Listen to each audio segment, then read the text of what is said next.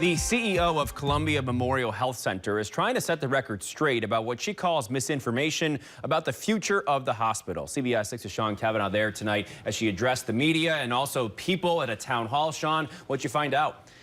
That's right, Tom. Over 100 residents came to the Columbia Memorial Health today to find out if the hospital is closing and if the staff is being laid off. That's when the CEO explained what is really happening.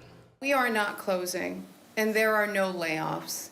Concerned community members gathered at Columbia Memorial Health Wednesday as the CEO clarified the hospital's next steps. Unfortunately, some misinformation was shared amongst the community members that was inaccurate and sadly caused a tremendous amount of consternation amongst our staff, our residents, our community members, board members, donors. The hospital is the sole provider of healthcare services in Columbia and Greene counties. We provide primary and secondary care here with core services on the acute care side that include medical and surgical care.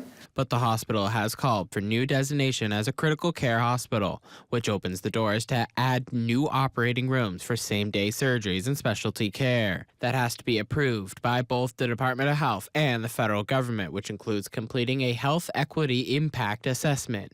That impact assessment is to ask the community members if it's okay, how do you feel about it, how will it impact you and your families. At the town hall, over 100 residents came to ask questions and learn more about the designation. What would happen if the system is not approved to be a critical access hospital? Continue our services locally, but we will continue to go back to the table and look for other options for ourselves. Other questions from the community were what critical access means. It's for hospitals like Columbia Memorial, rural, with populations that are not growing. And quite frankly, if we're successful in the application, it will allow us to provide care consistent with what's happening today. This is still in the early stages. Urschel said that the timeline is 6 or more months before the decision is made and says right now the hospital is not closing and there are 0 layoffs. Reporting live in studio, Sean Cavanaugh, CBS 6 News.